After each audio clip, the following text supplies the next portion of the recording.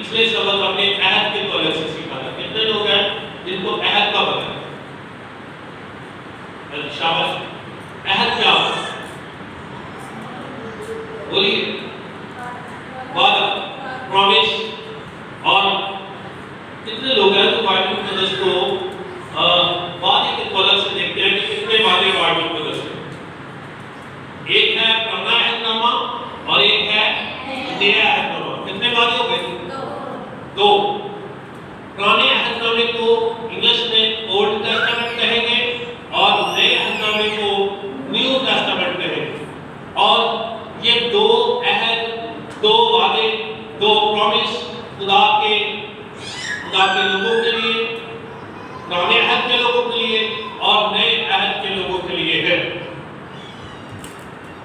عہد کو دو طریقوں کے درمیان رسمی طور پر ایک کیا جانے والا معاہدہ ہوتا ہے. کیا ہوتا ہے؟ عہد دو قبیلوں کے درمیان، دو طریقوں کے درمیان، دو لوگوں کے درمیان ایک کیا جانے والا کیا ہوتا ہے؟ معاہدہ ہوتا ہے. اور آج کے دور میں لوگ اس کو کنٹریکٹ کہتے ہیں. کیا کہتے ہیں؟ کنٹریکٹ. کچھ لوگ ترکیب ہوتے ہیں، مستقل ہوتے ہیں، کچھ ہوتے ہیں کنٹریکٹ ترکیب ہوتے ہیں. 2 سال کا کنٹریکٹ، 4 سال کا کنٹریکٹ، 5 سال کا کنٹریکٹ. لیکن جو عہد ہوتا ہے وہ ابدی عہد ہوتا ہے. اس میں لمٹ نہیں ہوتی، اس میں عرصہ مینشن نہیں ہوتا ہے، اس میں وقت کا تعین نہیں ہوتا کہ اتنے سے اتنے عرصے کا. معاہدہ تو 2 سال کا ہو سکتا ہے، کنٹریکٹ 3 سال کا، 4 سال کا ہو سکتا ہے. ٹھیکے میں پہلی پاکستان میں لے جا سکتی ہے، اس کو ہم کنٹریکٹ کہتے ہیں. لیکن جو عہد ہے وہ مسلسل ہوتا ہے. اس میں کبھی کہیں پر خلا نہیں ہوتا ہے، کہیں پر وہ سٹاپ نہیں ہوتا ہے. جو عہد باندھ دیا جاتا ہے وہ کبھی ختم نہیں ہوتا. تو خدا نے پرانے عہد میں عہد باندھا. سیم اس کی ایک عہد کی مثال بائبل مقدس میں اور ہمارے معاشرے میں ایک مسیح خاندان کی تشکیل ہے، یعنی شادی ہے. جی شادی کا عہد کبھی نہیں ٹوٹتا. شادی شدہ عہد جو ہے، نکاح کا جو سیکرمنٹ ہے، نکاح کا جو عہد ہے، وہ کبھی نہیں ٹوٹتا ہے. اس وقت تک نہیں ٹوٹتا ہے جب تک یا شوہر یا بیوی دونوں میں سے ایک ختم نہ ہو. اس وقت تک وہ کنٹریکٹ چلتا رہتا ہے اور وہ کبھی معاہدہ ٹوٹتا نہیں، وہ کبھی عہد ٹوٹتا نہیں ہے. اس کی ایک بہترین مثال یہاں پر دنیا میں ہمیں ایک شادی شدہ زندگی نظر آتی ہے. خدا نے بنی اسرائیل کے ساتھ عہد باندھا اور اس عہد میں در حقیقت پرانے عہد میں خدا اپنے لوگوں کے ساتھ درست تعلق قائم کرنے اور اپنے خلاف کیے گئے گناہوں کی معافی وصول کرنے کے لیے مستند ذریعہ بنائے ہوئے تھا تاکہ لوگ اس عہد کے وسیلہ سے میرے طرفی اور میرے قریبی ہو جائیں. میری طرف دیکھیے، خدا نے یہ عہد کیوں باندھا؟ تاکہ لوگ اس کے قریبی ہو جائیں، تاکہ لوگوں کے ساتھ اس کے تعلقات بہتر ہو جائیں، تاکہ لوگوں کے ساتھ اس کا میل ملاپ درست ہو جائے. اور اس عہد کے مطابق خدا چاہتا تھا کہ لوگ اس کے وفادار رہیں. جی کنٹریکٹ جب کیا جاتا ہے تو اس میں شرطیں رکھی جاتی ہیں، شرائط، مشروط طرز کا معاہدہ اور عہد ہوتا ہے. خدا چاہتا ہے کہ آپ وفاداری کریں اور اس وفاداری کے عوض برکت پائیں. کیا بات؟ اگر آپ وفاداری کریں گے آپ برکت پائیں گے. اگر آپ یہ کام کریں گے تو اس کی یہ برکت ملے گی. اور عہد کے تعلق سے ہم نے پچھلے سبق یہ سیکھا تھا، عہد کے ساتھ 2 چیزیں منسلک ہیں. کون کون سی؟ برکت اور لعنت. اگر آپ کام کریں گے آپ برکت پائیں گے، اگر آپ کام نہیں کریں گے آپ لعنت پائیں گے. دونوں ایک دوسرے کے لیے لازم و ملزوم ہیں. عہد کے ساتھ برکت اور لعنت جڑی ہوئی. برکت اور لعنت کا اس کے ساتھ گہرا رشتہ تعلق. استثناء 28 باب کے 27 کے اینڈ پہ اور 28 کے شروع میں اور 29 اور 30 چیپٹر میں استثناء کی کتاب میں ہم پڑھتے ہیں وہاں پر برکت اور لعنت کا ذکر ہے اور وہاں پر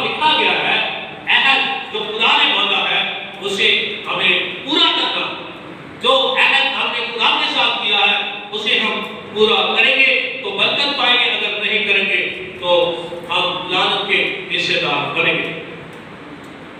پرانا عہد جو ہے وہ وقتی اور علامتی اور آنے والے کامل نئے عہد کا عکس تھا۔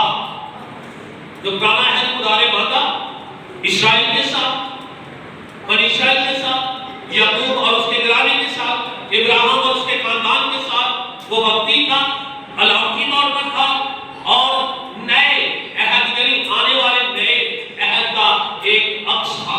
کیا تھا جو عکس سمجھتے ہیں؟ پرچھاواں اصل حقیقت نہیں ہوئی لیکن وہ دے بر گئی ہاں جی شیشے کے لوگ کے بندہ وہ ہو جائے نظر ہوگا۔ شیشہ کیا کرتا ہے؟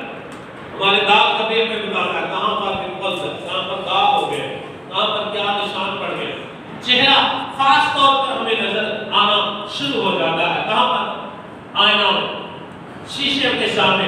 شیشہ سچ بولتا ہے۔ اسی طرح آپ کا سایہ عکس جو ہے آنے والی چیزوں کی نمائندگی کرتا ہے۔ پرانا عہد جو تھا وہ نئے عہد کا ایک عکس تھا۔ چند باتیں میں پرانے عہد کے حوالے سے کرنا چاہتا ہوں جو خدا نے بنی اسرائیل کے ساتھ وعدے کیے۔ پرانے عہد میں کی جانے والی باتیں وقتی اور علامتی اور آنے والے عہد کا عکس تھی۔ یہ ہم نے سنا ہے، عکس تھا۔ پرانا عہد اسرائیل کے ساتھ باندھا گیا تھا۔ کس کے ساتھ؟ اسرائیل کے ساتھ باندھا گیا تھا۔ کوہ سینا حورب کے پہاڑ پر اس کی تجدید ہوئی تھی اور خدا نے یہ عہد بنی اسرائیل کے ساتھ باندھا۔ پرانے عہد میں نجات کے ساتھ درست تولد اور کیے گئے گناہوں کی معافی وصول کرنے کا مستند ذریعہ عہد کو بنایا گیا تھا۔ اور پھر پرانے عہد میں قربانیاں خدا کے لوگوں کو گناہوں سے پاک کرنے کے لیے تھی۔ قربانیاں کیوں کی جاتی تھی؟ گناہوں سے کیا کیا گیا؟ پاک کیا گیا۔ لیکن اس کی لیمیٹیشن تھی، اس کا عرصہ متعین تھا۔ اگر آپ ایک بکرا ذبح کرتے ہیں، قربانی دیتے ہیں، تو 1 سال کے گناہ آپ کے معاف ہو جاتے ہیں۔ لیکن اگلے سال پھر سے آپ کو نیا بکرا، نیا چھترا، نیا بیل اور نیا جانور خریدنا پڑے گا تاکہ اگلے سال کے گناہ بھی کیا کیے جائے؟ معاف کیے جائے۔ یہ پرانا عہد تھا اور پرانے عہد میں قربانیاں خدا کے لوگوں کی گناہ کی ہولناکی کے بارے میں ان کو بتاتی تھی کہ آپ گنہگار ہیں اور گنہگار ہوتے ہوئے آپ کو قربانی دینی ہے تاکہ آپ گناہوں سے مقدسی اور رہائی پا سکیں۔ لوگ ایک بے گناہ زندگی یعنی ایک جانور کو خون بہانے کے لیے لے کر آتے تھے تاکہ اس کا خون بہایا جائے اور میرے گناہ معاف ہو جائے۔ قربانیاں بنی اسرائیل کے ایمان اور فرما برداری اور محبت کے وسیلہ سے خدا تک رسائی کا راستہ مہیا کرتے تھے۔ خدا تک پہنچنے کے لیے، خدا تک جانے کے لیے، خدا کے ساتھ درست تعلق قائم کرنے کے لیے، خدا کے ساتھ ایک اچھا رشتہ قائم کرنے کے لیے قربانیاں اس کا عکس تھی۔ اور قربانیاں یہ کرنے اس لیے کی جاتی تھی تاکہ ہمارا خدا کا رشتہ قائم رہ سکے۔ پھر قربانیاں اس لیے کی جاتی تھی تاکہ میں بچ جاؤں، میرا گھرانہ بچ جائے، میرا خاندان بچ جائے اور 1 سال ہم سلامتی سے رہ سکے۔ لیکن نئے عہد میں کیا ہو؟ یرمیہ اس کے بارے میں کہتا ہے 31 باب، یرمیہ کا صحیفہ اس کا 31 باب اور اس کی 31 سے 34 نمبر آیت میں کلام مقدس میں لکھا وہاں پر بتایا گیا ہے نیا عہد میں ان کے دل میں ڈال دوں۔ کتنے پاؤں نیا عہد کتنے جائے گا؟ سیدھا ڈائریکٹ دل کے وچ لکھا ہے یعنی خدا کا قانون ان کے دل میں ڈالا جائے گا اور خدا کے معیار اور کارکردگی اہمیت روح القدس کے وسیلہ سے اس کے تعلقات کو محسوس ہوگی۔ انہیں نیا دل دیا جائے گا اور وہ خدا سے محبت رکھیں گے اور فرما برداری اور خوش دلی اور عزم کے ساتھ اس کے مقاصد پورے کریں گے۔ نیا عہد شخصی ہوگا۔ پرانا عہد پوری قوم کے لیے تھی۔ کس کے لیے؟ پوری قوم کے لیے۔ لیکن نیا عہد شخصی طور پر ہوگا، یعنی نیا عہد میرے ساتھ بھی ہے، آپ کے ساتھ بھی ہے، آپ کے ساتھ بھی ہے، آپ کے ساتھ بھی ہے، یعنی ایک شخص کے ساتھ یہ نیا عہد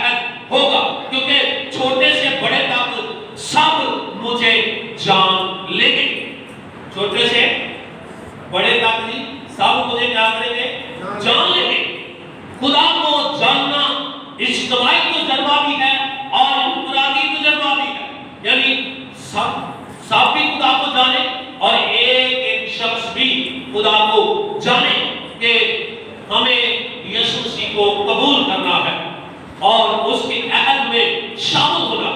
نیا عہد گناہ کے ساتھ پورے طور پر نپٹتا ہے، نیا عہد گناہ کے ساتھ پورے طور پر لڑتا ہے، پورے طور پر اس کا مقابلہ کرتا ہے۔ نئے عہد، پرانے عہد میں کیا تھا؟ کچھ وقت کے لیے گناہ معاف ہو جاتے تھے، لیکن نئے عہد میں جب آپ نئے عہد کے فرزند ٹھہرے ہیں، نئے عہد میں آپ آگے ہیں، تو یہ مکمل طور پر گناہ کے خلاف جنگ کرتا ہے، یعنی ان کی ناراضگیوں پر رحم کروں گا اور ان کے گناہوں کو پھر کبھی یاد نہ کروں گا۔ جانوروں کا خون وقتی طور پر گناہ ڈھانپتا تھا، کتنی دیر؟ وقتی طور پر 1 سال کے گناہ ڈھانپتا تھا، اور مسیح کا خون یعنی نئے عہد کا خون جو بہایا گیا وہ مکمل طور پر گناہوں کو کیا کر دیتا ہے؟ ڈھانپ دیتا ہے، پوری طور پر ڈھانپتا ہے۔ یہ نیا عہد جو ہے ہمارے اندر روح القدس کی حضوری اور اس کی قوت بخشنے والی طاقت کو ہمارے اندر برپا کرتا ہے اور ہمیں شخصی طور پر تجربہ مہیا کرتا ہے کہ ہم اس عہد میں قائم رہیں اور اس میں آگے بڑھتے جائیں۔ یہ نبی اس کے بارے میں یوں کہتا ہے، دوسرے باب اس کے 28 آیت میں وہاں پر لکھا ہے، اس کے بعد میں اپنی روح ہر فرد بشر پر نازل کروں گا۔ کیا لکھا ہے؟ اس کے بعد میں اپنی روح ہر فرد بشر پر نازل کروں گا اور تمہارے بیٹے اور بیٹیاں نبوت کریں گے۔ یہ اخیر زمانہ میں ہوگا اور وہ وقت نزدیک ہے، بالکل آ پہنچا ہے، اور آج ہم دیکھتے ہیں کہ چرچ میں نوجوان بیٹے اور بیٹیاں اور خدا کے لوگ جو ہیں وہ خدا میں مصروف ہمیں نظر آتے ہیں۔ یہ یسوع کی وہ واحد ہستی ہے جو نئے عہد کو کی ابتدا اور انتہا کو قائم کرتا ہے۔ یسوع ہی وہ ہستی ہے جو نئے عہد میں ابتدا اور انتہا کو قائم کرتا ہے۔ وہ کہتا ہے الفا اومیگا میں، ابتدا اور انتہا، اول اور آخر، جو کچھ بھی ہے وہ سب کچھ یسوع کے چوگرد سرکولیٹ کرتا ہے۔ اور یہ دونوں کے خیالات یونانی لفظ گایا تھیکے میں موجود ہے۔ یونانی میں لفظ ہے گایا تھیکے، جس میں ابتدا اور انتہا دونوں شامل ہیں، اور یہ ایک نیا عہد، نیا وعدہ، نیا معاہدہ اور خدا کے فضل کو مہیا کرنے کا یہ سلسلہ در حقیقت خدا نے اپنے بیٹے کے وسیلہ سے یہ نیا عہد مانگا ہے۔ خدا نے یسوع مسیح کے وسیلہ سے یہ عہد مانگا ہے، خدا نے یسوع مسیح کے کفارے کے وسیلہ سے یہ عہد مانگا ہے، خدا نے یسوع مسیح کے خون بہانے کے وسیلہ سے دنیا کے ساتھ یہ عہد مانگا ہے۔ یسوع مسیح نئے عہد میں ایک وسیلہ بن کر اس دنیا میں آئے۔ جس طرح پرانے عہد میں بیل بکرے اور بچڑے خون بہانے کے لیے تھے، نئے عہد میں خدا نے اپنے بیٹے کو خون بہانے کے لیے دیا، تاکہ یہ عہد جو اچھا بیل بکرے اور بچڑے کیا تھے؟ بے گناہ، اور بے گناہ کا خون بہایا جاتا تھا تاکہ عہد باندھا جائے، اور نئے عہد میں یسوع مسیح بے گناہ جو ہے اس کا خون میرے اور آپ کے گناہوں کے لیے بہایا گیا۔ مسیح کے نئے عہد کا مقصد یہ تھا کہ ان سب کے گناہوں سے نجات اور رہائی دی جائے، ان سب کو ان کے گناہوں سے رہائی دی جائے۔ جو کوئی اسے قبول کرے، جو کوئی اس پر ایمان لائے اور جو کوئی اس کے مطابق زندگی گزارے، وہ اس عہد کا فرزند ٹھہرے گا اور اس پر یہ وعدہ لاگو ہوگا۔ یہ وعدہ اس کے لیے ہے جو کوئی ایمان لائے اور اس کو قبول کرے اور اس کے مطابق کیا کرے؟ زندگی بسر کرے، وہ اس عہد کا حصے دار ہے۔ عبرانیوں 9 باب اس کی 16 سے 17 آیت میں ہم اس کو پڑھ سکتے ہیں۔ عبرانیوں 9 باب کی 26 آیت میں لکھا ہے، اپنی مرضی کے طور پر اپنے بدن کو یسوع مسیح نے قربان ہونے کے لیے دیا۔ اس نے اپنا بدن قربانی کے طور پر دیا، پیش کر دیا کہ ٹھیک یہ دنیا کی نجات کے لیے قربان ہو جائے، اور اس نے اپنے بدن کو دنیا کے لیے قربان کر دیا۔ ایک ہی بات جو لفظ استعمال ہوا ہے عبرانیوں میں 9 बाब उसकी 12 में लिखा, बैलों और बकरों और बछड़ों का खून नहीं बल्कि अपना ही खून लेकर अब्दी मुकाम में दाखिल हो गया, अब्दी ही खलासी कराई। एक ही बात जो लफ्ज इस्तेमाल हुआ है इसको यूनानी में एपापेक्स कहा गया। इसका मतलब है काबुल करवा,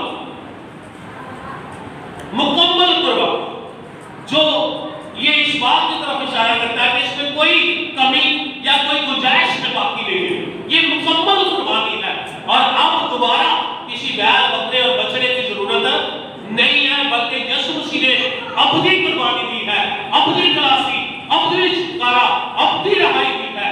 और अब किसी बैल बकरे और बछड़े के खून की जरूरत बाकी नहीं रही।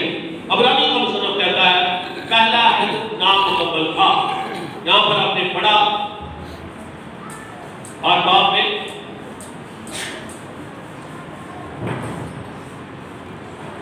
पहला है कि क्या था, नामुकम्मल था। साथ में लिखा अगर पहला है बेनक्स होता तो दूसरे के लिए मौका ना ढूंढा जाए। पहले अहद में नुक्स पाया जाता था, वहां पर कमियां थी, वहां पर कमजोरियां थी, इसलिए नए अहद को रिपीट किया। हाँ जी, पहला मुआहदा किधर टूटता है, जो खराब हो जाता है, फिर तो कहीं ना नवा स्टार्ट करो, है ना। तो खुदा ने ये नया अहद इसलिए मांगा क्योंकि पुराने अहद में नक्श पाया जाता था, कमजोरियां थी, कमियां थी, और खुदा ने नए अहद को दुनिया के साथ बांध दिया। नया अहद यीशु मसीह के वसीला से खून के साथ बांधा गया और उसका अक्स यीशु मसीह ने फसह के मौका पर शागिर्दों को कहां पर दिया, फसह के मौका पर शागिर्दों को उसका अक्स दी। और पहला करंथियों 11वां बाब और उसकी 23 से 25 नंबर आयत में हम पढ़ते हैं, उसने रोटी ली और शुक्र करके तो और कहा ये मेरा बदन है, और वो बदन दरहकीकत उसके मौत का ऐलान था। और वो उस रोटी को मुशाबा ठहराते हुए कह रहा था ये बदन शरीर पर खींचा जाएगा, और जो नया है खुदा तुम्हारे साथ मेरे बदन के स्वाब से बांधे। फिर उसने प्याला लिया और प्याला लेकर कहा ये खून का नया है जो तुम्हारे साथ बांधा है। पुराने अहद में शायद बैलों बकरों बछड़ों का खून अहद बांधने के लिए था, लेकिन नए अहद में खुदा मेरे खून के स्वाब से तुम्हारे साथ एक नया मुआहदा, नया कॉन्ट्रैक्ट, नया मंसूबा, नया वादा बांधेगा, ताकि आप और मैं और बाप हमेशा एक दूसरे के साथ व्यवस्थित रहे।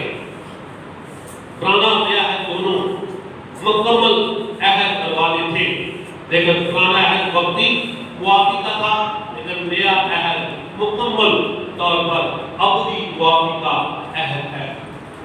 आए आज उस अहद के लिए जो खुदा ने मेरे और आपके साथ बांधा है, और खुदा चाहता है कि हम इस नए अहद में हिस्सेदार हो।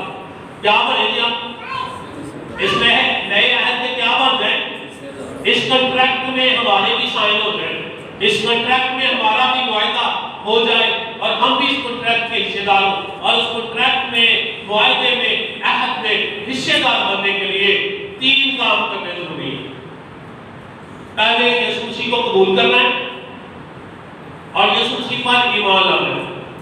2 काम हो गए, कबूल करना है और ईमान लाना है, और फिर उसमें रहकर जिंदगी गुजारनी। ईमान लाना है, कबूल करना है और उसमें रहकर क्या करनी है, जिंदगी गुजारनी है। जिंदगी में जो काम करने हैं वो उसके मुताबिक करनी है, तब हम इस कॉन्ट्रैक्ट और मुआहदे और अहद का हिस्सा होंगे और यकीनन हम खुदावंद में उसके अहद में अपनी अहद में शामिल हो सकेंगे। आमीन। खुदा मुझे और आपको